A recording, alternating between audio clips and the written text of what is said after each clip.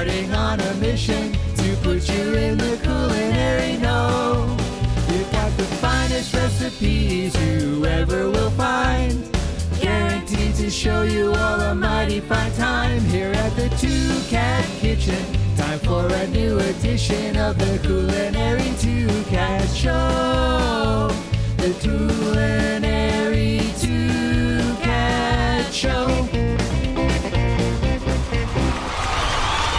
Welcome to the Two Cat Kitchen, the show that mixes musical mayhem with culinary calamity. Dave Stanko is here to help with the mixing. Hey, Rick, ready to go. Each episode features new songs, a new recipe, and a special science guest this time. We're doing a science episode. Who do we have on the program? We have Sunshine Menezes. Sunshine is a clinical professor of environmental communication and in the Natural Resources Services Department at the University of Rhode Island. All right, well, let's get right to this episode right here on the Two Cat Kitchen.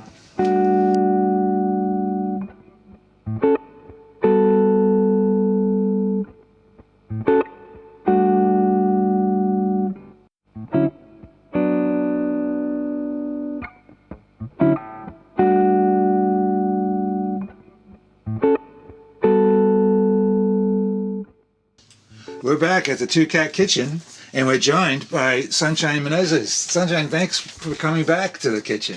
My pleasure. It was great talking to you last episode, but here we are again. And we're going to talk to Sunshine about her science life, I guess. And Sunshine is actually a clinical professor of environmental communications in the Natural Resources Science Department at the University of Rhode Island. And that's great. So I know that your professional life now is involved with studying science communication. Can you tell us a little bit more about that? What Yes, you're doing right now? Absolutely. So I, for almost 18 years, ran this program at the University of Rhode Island called Metcalf Institute that does environmental science training for professional journalists and communication training for scientists. And so what that means is that I spent, the bulk of my professional career doing professional development training. So developing the curriculum, implementing the program, and evaluating the program. So while I'm really interested in how scientists especially do science communication broadly, my specific area of study is on these training programs. So, I, again, develop and then test professional development workshops for scientists to help them communicate more effectively and more inclusively. The inclusive science communication piece is really my kind of niche spot in this field. Mm-hmm. Wow, that's really interesting. So it's science and journalism, really, the between the two. At Metcalf Institute, it definitely was. Yeah. But now I do much less with journalism, except that certainly I have helped scientists learn how to communicate with journalists more effectively. Mm-hmm. But mostly, I'm really trying to help researchers just remember that they're human beings who can talk to other human beings who don't have a background in science, without throwing all of this technical expertise in all the time. I see. And but it's not just about removing jargon. Like, that's this very simplest stage in science communication. My focus is really how can kind of scientists in general interact with broader public audiences in ways that are really meaningful and relevant to those people with whom they're talking at any given time. And that's a matter of really understanding your audience, like making the time to understand who it is that you're engaging with. Yeah. And also thinking really clearly about yourself as a researcher and just as a member of a community, like, what do you know? What values do you share? What biases might you have as a communicator that you need to recognize so that you can do a better job of pushing past those biases when talking with other people about science? And there's actually a curriculum or a strategy that you're using to train scientists on how to do that most effectively. So I would Right. imagine with some audiences, they'll have, they can get into a greater level of technical language. Yep. And knowing that some audiences, you got to keep it at a very high level and get those key messages. Like, what are the key messages you want the audience to take away? Right, right. And that there's a lot more science communication training out in the world that does what you just described, thankfully. That is very important. But again, the piece that I'm really interested in is this in what is called inclusive science communication piece, where it's really about not just understanding kind of at a surface level where your audience is coming from, but recognizing that, if you're talking about issues of water quality, there might be some environmental justice aspects to that topic in a particular location too. Right. Maybe you're talking with people about water quality who are living in a place that has been impoverished for a long time, who maybe don't have much of a political voice or much political influence. And so even though a community has been living with poor water quality for a long time and should be able to get that remediated in some way, maybe they don't because they have less political power. And so as a researcher who studies water quality, for example, being aware of those, disproportionate inequities that exist is a really important component of doing inclusive science communication. Yeah. And that's not something that is typically taught in science communication trainings. Gotcha. So I'm trying to get deeper Yeah. into issues that can be uncomfortable. Right. But I enjoy that. I enjoy helping people talk through issues that can be uncomfortable.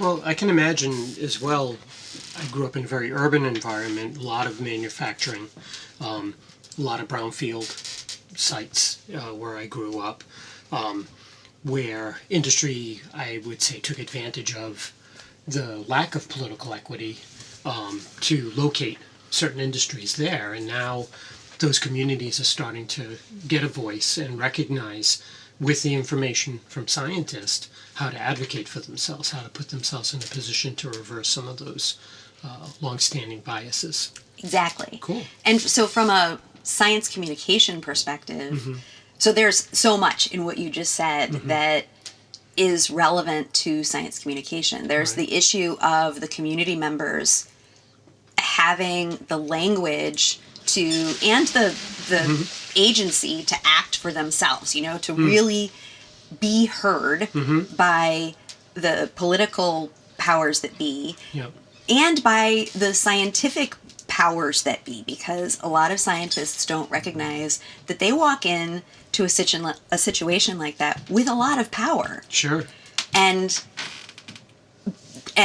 if a scientist isn't kind of aware of those power dynamics, then they might, miss opportunities to help these community members, to help the community members advocate for themselves, or to, provide the right types of data to help people get this problem resolved. Gotcha. Yeah. That's interesting. Wow, that's really interesting stuff. So I think we'll stay on what you're doing right now for a few minutes because it's so fascinating. How do you go about doing what you're talking about, like putting it into practice? Yeah. Is this through courses, through workshops? Yeah, both. Oh, okay. So, I teach students at University of Rhode Island. And so the classes that I teach, one is about environmental crisis communication. One is about general ways of engaging with public audiences around science topics. And there's another one that is called climate wayfinding that is all about kind of understanding one's own path toward climate action, but done within a collaborative classroom setting. And I'm co-developing a new class on climate change communication. But I think the environmental crisis communication class is the best example of what this looks like in practice for today. So a lot of students who get graduate degrees in environmental science, for example, are obviously very well trained in the specifics of the natural and physical sciences and statistics, stuff like that. But they're not well trained. They're not even trained, typically, to actually communicate with all the different stakeholders in a crisis situation. And I'm talking about acute crises like a wildfire, an oil spill, a hurricane, flooding, right? All of these things. A blizzard, like we just had here earlier this year in New England. And so within this class, I am providing students definitely with some of the theory related to crisis communication, but more specifically, I'm helping them think about what you want as an individual or as a family or as a community in the midst of one of these acute environmental crises. And this just reminds them to step back from their science hats for a second and say, like, well, I lived, in fact, through this extreme flooding event, or I lived through this wildfire, or I lived through this this hurricane.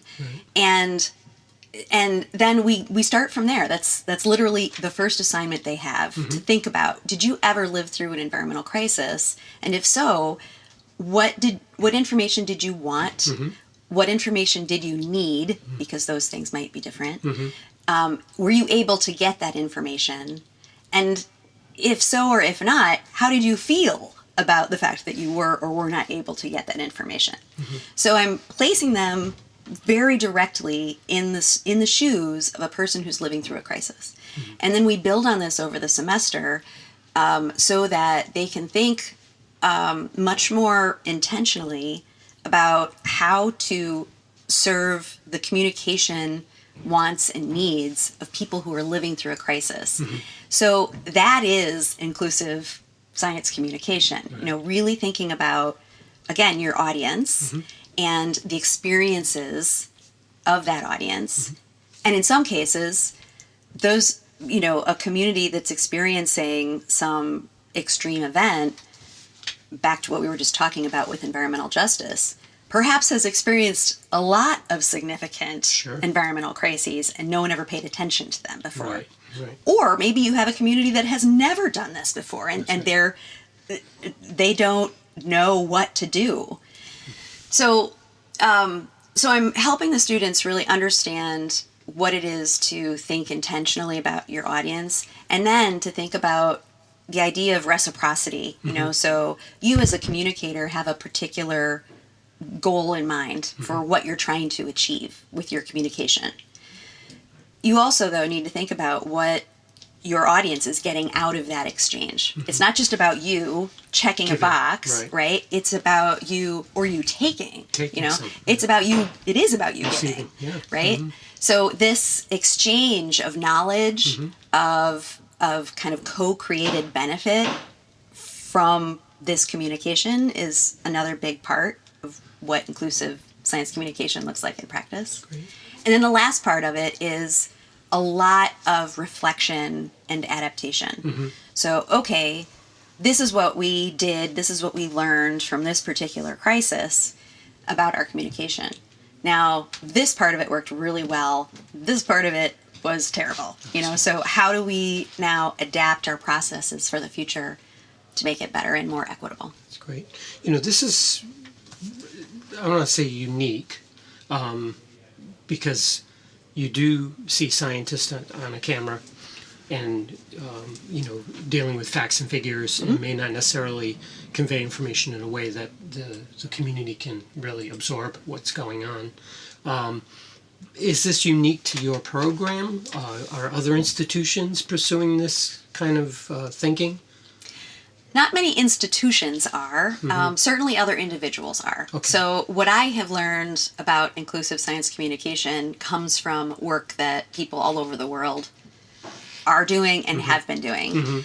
And in some ways, these ideas that I just briefly described, intentionality, reciprocity, and reflexivity, are ancient ideas Sure, that right. have been practiced in different parts of the world, and even in this part of the world by indigenous nations that are very old, but they are not the ways that science communication is typically practiced, certainly in a more Western, global North kind of situation. So I know a lot of individuals who are doing incredible research and practice on this in a lot of different contexts, who I've learned a great deal from. That's great. But institutions, not so much. It is certainly, I think, at the University of Rhode Island, I have other colleagues who are doing related work. And so I feel like we do actually have something really special here That's great. with our focus on inclusive science communication. Yeah, excellent. Really interesting. And you know what? We're gonna take a short break now, and we're gonna come back and find out how you got to where you are in your current position, which is fascinating. Great. All right, we'll be right back here in the Two Cat Kitchen. Sunshine, we're gonna go back and talk about how you got interested in science. Like maybe way back. When did you first get interested in science? Insert the Wayback Machine sound. Yes. Like, so I grew up in a very rural part of northern Michigan, and it is just a beautiful place. Because we lived kind of in the middle of nowhere, I was surrounded by woods and streams and all kinds of gorgeous plants and animals, and it was the 70s, so I was allowed to just run off all day long and do my own thing. And even though we lived far out of town, there was another girl my age who lived on the same 2-track road as I did, so she and I would play outside all the time. So I both had the privilege of living in a place where I could do that, and the luxury of being a Gen X kid that grew up at a time when my parents would let me do that, right? Yeah, sure. Not only let me, but, strongly encourage me to do such a thing. Go play outside. Right. Anyway, so I played outside a lot when I was a kid, and it was Michigan, so we definitely have all 4 seasons, and so I did that year round, and really, really loved nature. And my dad very much encouraged this. My dad is very outdoorsy and also very curious. He certainly could have been a scientist or an engineer in a different timeline, because he just, is constantly asking questions about the natural world. And my mom is a nurse and has actually went to nursing school when I was young. So I remember when she just really started in nursing school all the way to getting a master's of nursing. So she progressed from doing nursing in a lot of different contexts to ultimately teaching nursing skills in a vocational school, and then on her own in her own business. So I was surrounded by, my parents, who are both very scientifically minded and who gave me the freedom to just go out and explore. Even though I grew up in Michigan, most of my extended family lived in Miami, Florida. So we would go there periodically to visit family, which meant that, unlike many of the kids that I grew up with, I also got to spend time at the ocean. Right. And that was very uncommon for the place that I grew up in, for Michigan, and especially rural Michigan, So I had exposure to just a lot of beautiful places, and also the encouragement from my parents to be curious and ask questions. And I think that had a lot to do with why I pursued science. But that wasn't all. When I remember very specifically that when it came time to apply for college, even though I had great grades, and this was way before you had to, demonstrate that you'd climbed Mount Everest to get, accepted into college. Basically, if you had a pulse and decent grades, you could get accepted to college. I see you raising your hand over there, Rick. All in favor? anyway, so I thought, well, I'm more likely. No, someone told me that I was more likely to get accepted to Michigan State University if I said I wanted to study microbiology. Okay. Because it wasn't a popular major. Right. So that's what I said in my application, that I wanted to study microbiology. Honestly, my choice to go into science was not so much about my desire to be a scientist. It was more about the fact that I have a habit of choosing the hard thing in my life. And science was not the easiest subject for me. Certainly. The thing that came easiest to me was language. So there was a period of time when I decided I wanted to be a translator for the UN when I was growing up. My mom discouraged me from that path. So so I continue to love language, and that comes much more easily. Science was more challenging, and so I chose that path.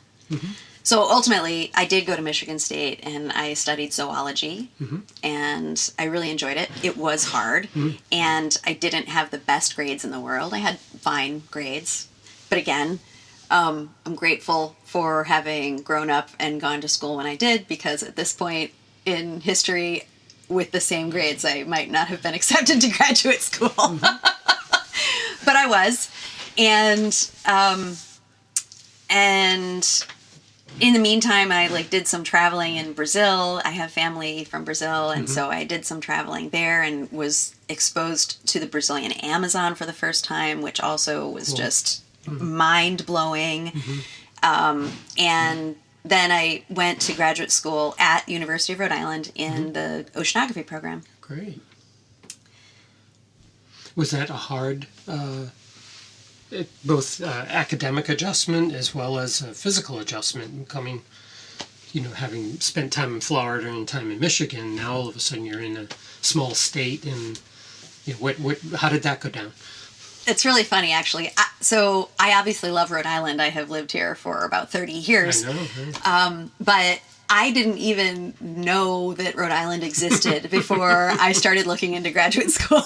Yeah, is that Long Island? Or I'm embarrassed to say that, but I have much more empathy for people who say that, because I was one of those people once upon a time. It's just not hard to miss. So what I think is really fascinating about Rhode Island is that I grew up in this small town in Michigan, and I could not wait to leave my small town where everybody knew me, and there was this kind of sense of predeterminism about your life when you grow up in a small town. Sure. And everybody knows all your business. So I couldn't wait to get away from that. And the irony is that ultimately I ended up in Rhode Island, which is a whole state that is like a small town. Sure. But can't get away with anything around here. you can't. And you're 1 degree of separation from everybody in the state, 2 at most. I think it's amazing. Yeah. Hilarious. I love when people start telling Rhode Island stories when you travel and you figure out that you know the same person, Anyway. So ending up in Rhode Island, which is a state that is a small town, was really eye-opening for me, because I realized I actually really like that. I like the sense of community and of knowing other people. The difference is I didn't grow up here, and so that predeterminism idea is gone. It doesn't exist for me in Rhode Island. Right. But I still have the comfort of living in a place where there is a lot of connection. Small community, yeah, that's great. All right, we're going to take a quick break. We'll be right back.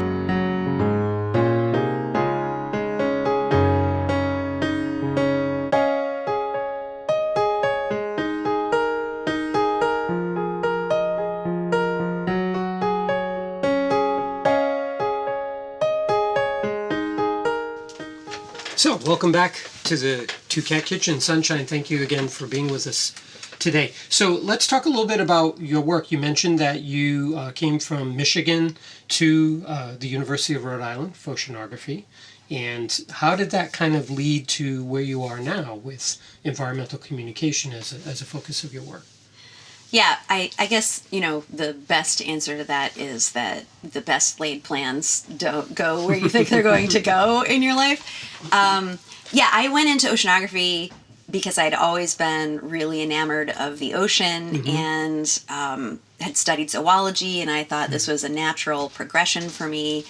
But as it turns out, in my PhD program in oceanography, I studied nanoplankton in a local estuary that we have here in Rhode Island called the Petaquamscut River Estuary or Narrow River Estuary. And so these nanoplankton are a particularly teeny tiny size fraction, like a tenth of the width of a human hair, a thin human hair for that matter, that some of which function as plants, and some of them function as animals, and some function as both plants and animals. Wow. Crazy. So I was looking at the species diversity of this tiny size fraction of plankton in this local estuary over time. So I was trying to look at seasonal changes in this community composition. So to look at these little nanoplankton, I had to do a lot of different types of preparations. I looked at some of them live, and these things were swimming like crazy because they all have a flagellum or a couple, and so they're like spinning all over the place under the microscope. Cool. And so I called myself the fastest microscopist in the West because I could manipulate that slide to look at all these different things and try to identify what I was seeing. But I also prepared some of them. It's called fixing a sample, which is when you use a particular chemical preservative so that they're killed, but they stay complete. Right. And then I would look at them under a transmission electron microscope or a TEM. And this is a super high power microscope that allows you to see things that you could never see with the naked eye. And it also is a way to take really incredible photographs. Oh, cool. So I ended up spending a lot of time in dark rooms by myself doing this research. I had really great field research that was sometimes a lot of fun and sometimes terrible, like in the middle of winter. Sure. But I, more than anything, spent time in a dark room by myself looking at these samples. Right. And ultimately I realized that spending all this time in dark rooms by myself was not the highest, best use of myself. It's not what I wanted to do for the rest of my life. So I realized that I needed to do something else that was more fulfilling. And at the time, Metcalf Institute had just been founded. It actually was founded in 1997. I started graduate school in 1996. And it was founded at the Graduate School of Oceanography, where I was a student. And the first executive director, Jacqueline De La Harpe, had this wonderful idea of when they were doing these environmental science trainings for professional journalists, right, to help those journalists better cover environment stories. They had all of these experiences for the journalists to see how people did their science. So they'd go out into the field, they'd go into the lab, and Jacqueline's brilliant idea was to bring graduate students into this workshop so that the journalists were interacting with graduate students and kind of understanding how we did our jobs. And simultaneously, the graduate students got access to these journalists and had this early exposure to science communication without even really knowing it, And so I was one of the students who did this with Metcalf Institute. So it's funny because my interaction with Metcalf Institute was almost from its very beginning in one way or another. And I certainly never had any intention of becoming the executive director of this program. That was not on my radar. But I realized that I very much enjoyed that engagement Right. with the journalists. With I really loved it. And so I continued on with my PhD. And then I got this opportunity to do a fellowship with the National Sea Grant Program from the National Oceanic and Atmospheric Administration. And this fellowship was a 1-year program where you are placed in either an executive office, so that could be for NOAA or for the Environmental Protection Agency or the State Department, etc. Right. Or you could be placed in Congress, working for an individual member of Congress or for a committee that worked on environmental and specifically ocean issues. This fellowship was for marine policy. So I got placed in the office of a New Jersey congressman with a coastal district, and I became a legislative assistant who managed his coastal environmental portfolio. And that was science communication trial by fire. Oh, yeah. I had thought that I was a pretty good communicator until I got there and realized that I did not have any idea how to communicate clearly about ocean science. And I learned a lot from that fellowship.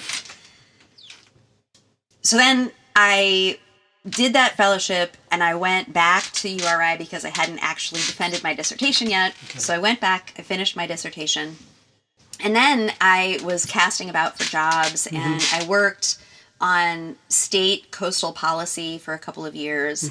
And then this opportunity came up to be the interim executive director of Metcalf Institute. Right. The original executive director had left and they were looking for a new person. And so I was coming in kind of to fill the gap for about 6 months. But then 6 months turned into 17 and a half years. Wow.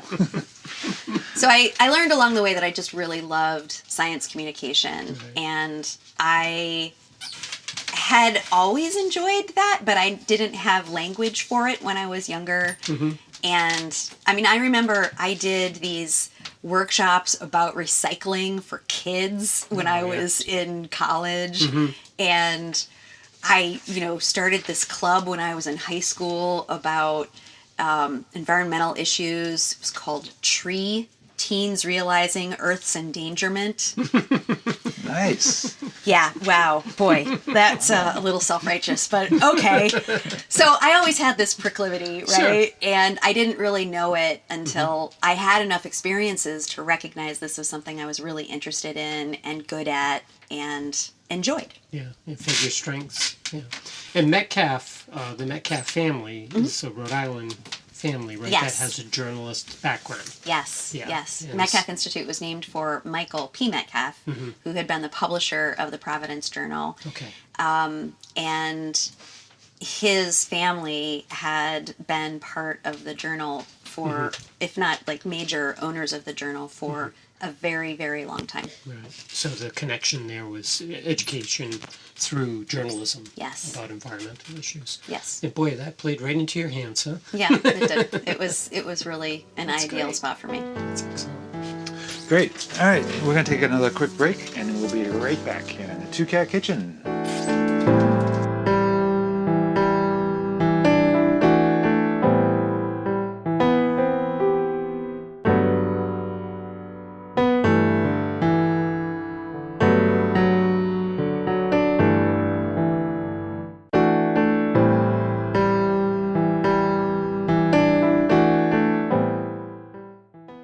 You eventually ended up at the University of Rhode Island Natural Resources Science Department, and Metcalf ended up there, correct? And Yes. and then you became a professor, as we mentioned, which is what you're doing right now. And I understand you're on sabbatical this semester. Can you tell us a little bit about what you're doing for that? Yes. So first of all, sabbatical is one of the most amazing aspects of being an academic.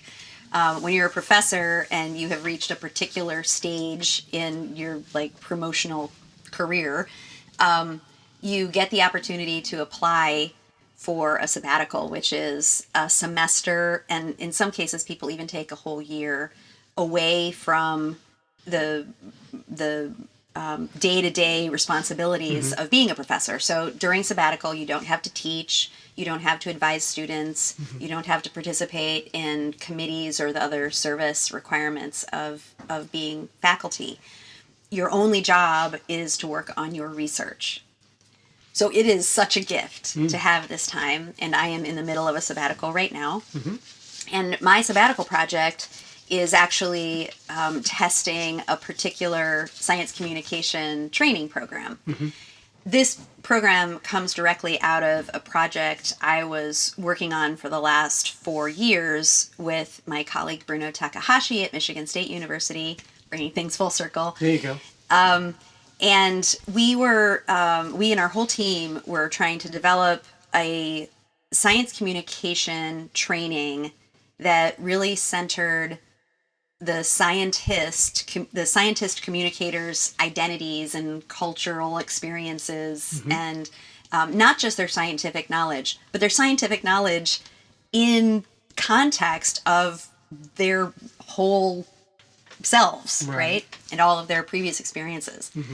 And we then wanted to take that year-long fellowship program that we developed and tested in this other grant and see if we could squish it down into a much shorter duration training, because most academics can't take a whole year to do any kind of training. So I adapted the most essential parts of that longer workshop into a 12-hour training. So it's got 3 sessions of 4 hours each.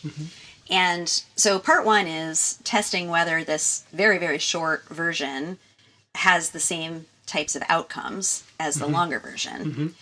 And part 2 of this was to test this science communication workshop series in different cultures to see whether this identity-centered, culture-centered approach actually translates to, as it turns out, a British context and a Brazilian context.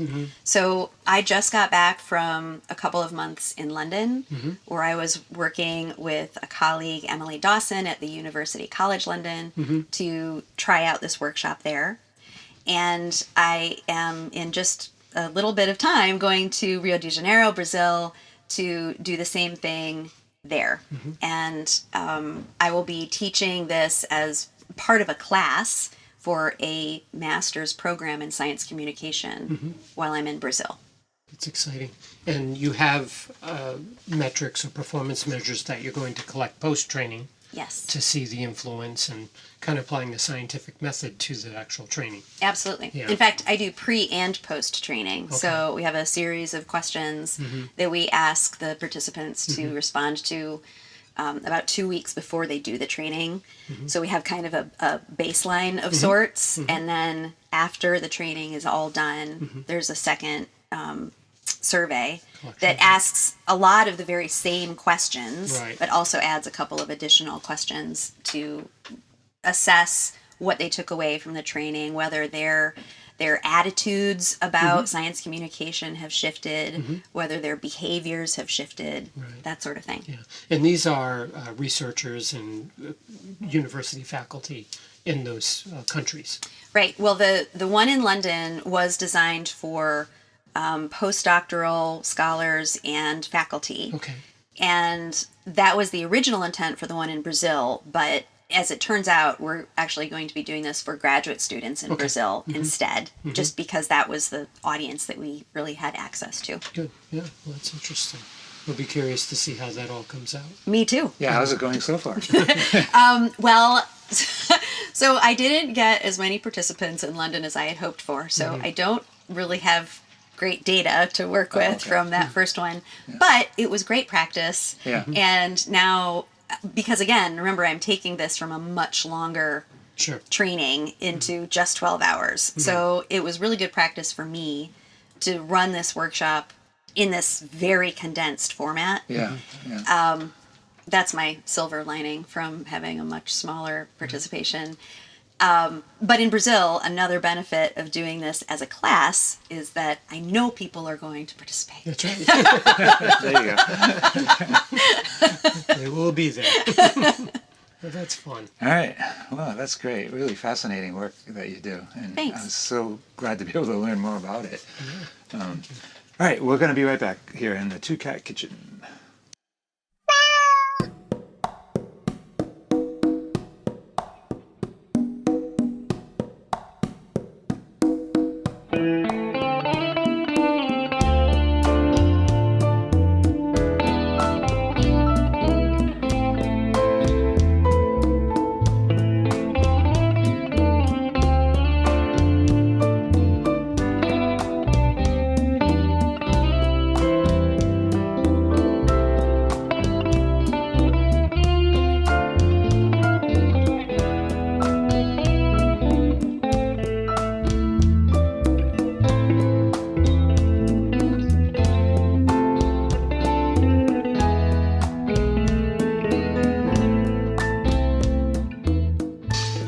It's time in the episode to do our recipe portion, but Sunshine, now you were on our podcast last month, and you did a recipe. It was a fantastic recipe, ginger snaps, Grandma Doobies.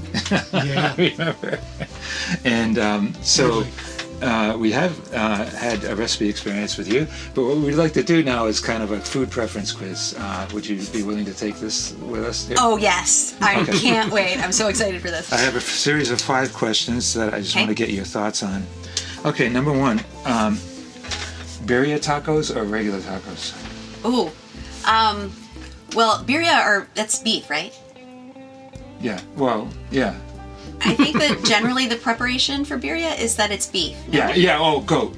Oh, it's goat. goat. It's goat. Okay, thank you. But, Okay. you know, it's hard to get goat around here. It is hard to get Without goat getting around in trouble. Excuse me, can I borrow your goat? here. Well, okay, I'm sorry to be so picky about this, but what do you mean by regular tacos? Non-birria tacos. Because, I mean, regular is in the eye of the beholder, so True. you happen to have hit upon one of my very favorite types of food here. Okay. So, I mean, I can't ask you for birria versus every other type of taco. well, I love carnitas, so if there was a taco option with carnitas, that I would Carnitas. 100% go for that. If the birria were goat, then okay, I would go for that too, just Yeah. because I like a good flavor. What is birria taco to you? Because we had this discussion with our friends and fiddleheads, and we couldn't really get to an answer on this. But what is birria? So I think this is could be totally wrong here, but I think this is a combination of the particular flavors that are involved in the marinade Yeah. and the degree of time that the meat is marinated and cooked. Okay. That's my thought, but I Okay. could be wrong. That's good. Yeah. That makes perfect sense. Absolutely. Okay. Especially if it's goat. Goat. Yeah. Yeah. You want to? I imagine you want some time, marination time. Yes. Sure. With goat. Yeah, absolutely. Okay. Excellent. Number 2, white rice or brown rice? Well, if someone else is cooking it, brown rice. But I hate cooking brown rice because I'm too impatient. Yes. So I generally Slow. cook white rice. Cooking brown rice is difficult, I think. It You think so? is. Is it just me? No, it's not just you. It's slow. Yeah. Yeah. And then I think it it's goes easy. from uncooked to exploded. Exactly. Like in no time. And then to like then it's like burnt on the whoosh. bottom of the pan. Yeah. I agree. I'm not. That's why White rice if is someone a else little is going to safer. cook the brown rice, I'm Yeah. totally happy with that. Yeah, and it depends on the dish too. I mean, Yeah, you true. know, we do a brown rice casserole, which has a lot of spinach, and that white rice would be hard on that. Right? Yeah. But white rice, pretty much with any other dish, is a go-to. I do. Sidebar. I have this activity that I do with my students to help them think about how culture informs how we behave in the world. And this is actually something I got off Twitter back in the old days when Twitter was great. And so the idea is you go around the class and ask everyone to talk about how they or their family prepare rice. And I start and say, you know, my mom's family is Cajun and my dad's family is Brazilian, and these are two very rice-centric cultures. So rice is a big component of the food that I grew up eating, and I still really enjoy eating rice. But so my mom always makes rice by first putting some oil. She uses olive oil and sauteing some garlic, and then she puts the rice in and sautés that a little bit longer, and then adds the salt and the water and cooks it from there. And so it's really interesting to do this and go around the class, because some also keep in mind that these are young adults who perhaps haven't been doing a ton of cooking for very long. And so many of them are like, I do the boil in a bag rice, which is a perfectly acceptable answer. There's no right or wrong answer. And others explain the various ways that their families cook rice. And it's a really interesting way to introduce the concept of culture being so deeply woven into things that you don't even think about. That's really interesting, yeah. Get some thinking. Excellent.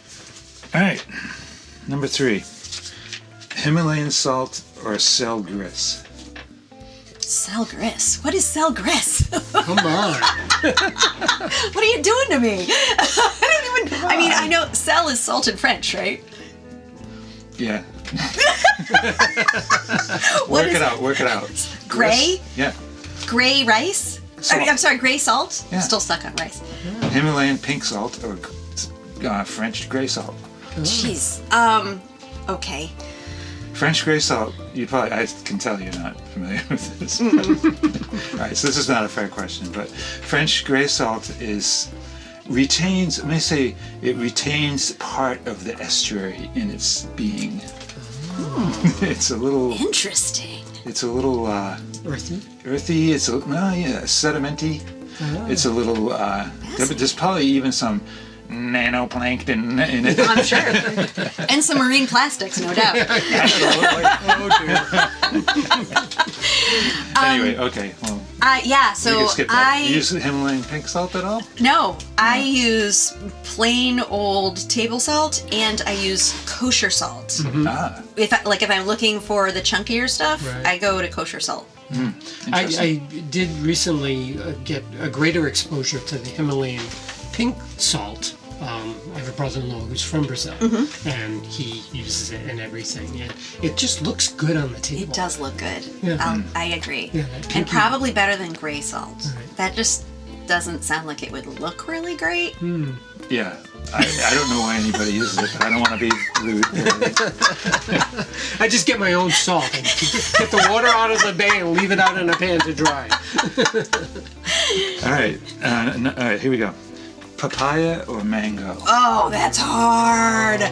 Okay, you're asking me this at just the right time because I am just about to go to Brazil, right? Yeah. So the thing is, in the U.S., I would say mango because you're much more likely to get a good mango in the U.S. than you are a good papaya, at least in Rhode Island. That is completely different when you're like in Florida. Sure. And I love papaya, but a bad papaya is so gross. Whereas in Brazil, oh my goodness, the fruit in Brazil is like eating a piece of heaven. It's so outrageously delicious. And the papayas there are insanely good. Oh, okay. So it's a location-based answer. Yes. Okay. That's So really let me ask you about a mango, though, because I struggle peeling and cutting a mango with that pit. I never know which way it's going, and how to cut it. There's really no easy way, right? I'm not a fan of peeling mangoes either. Yeah. I'm sure that there's probably 20,000 YouTube videos out there showing how to actually cut a mango in a good way. Right.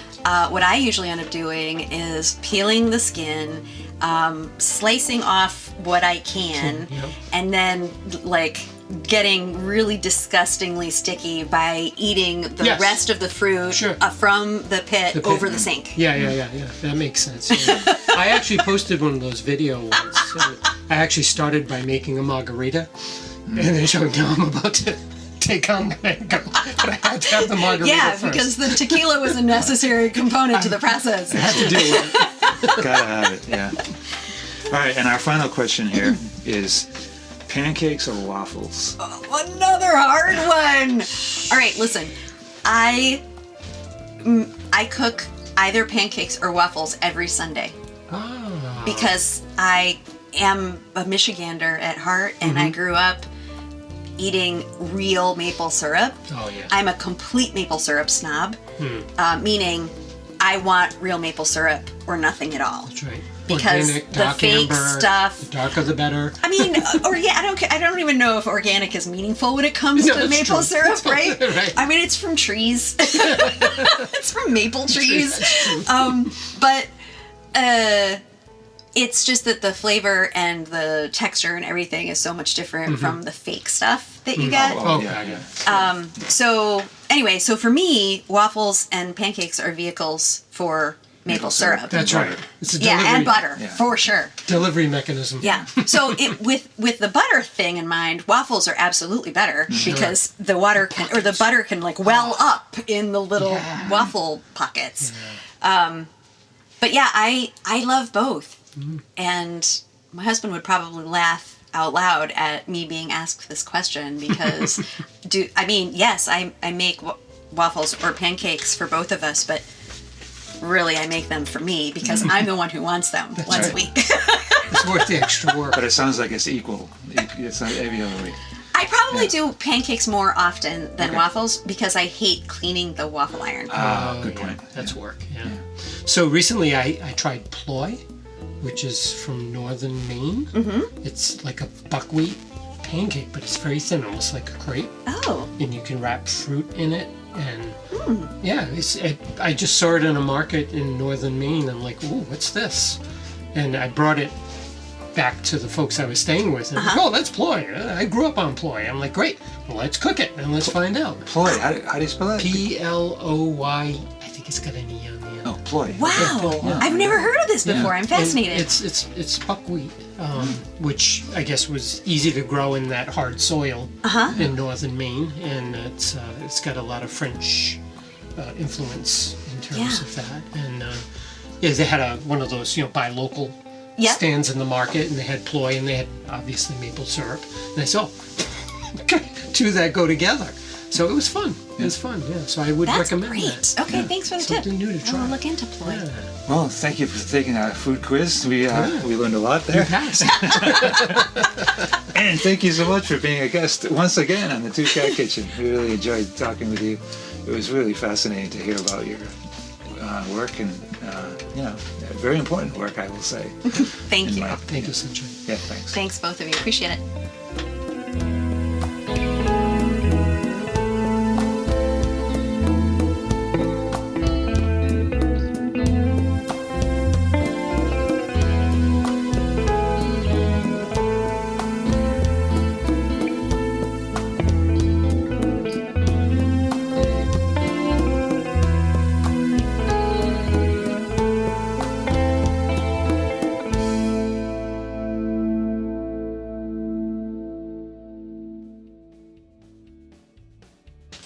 That's all we have time for in this episode of the Two Cat Kitchen.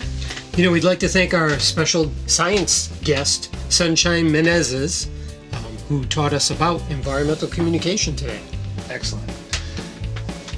We'll see you all next time right here on the Two Cat Kitchen. The Culinary Two Cat Show.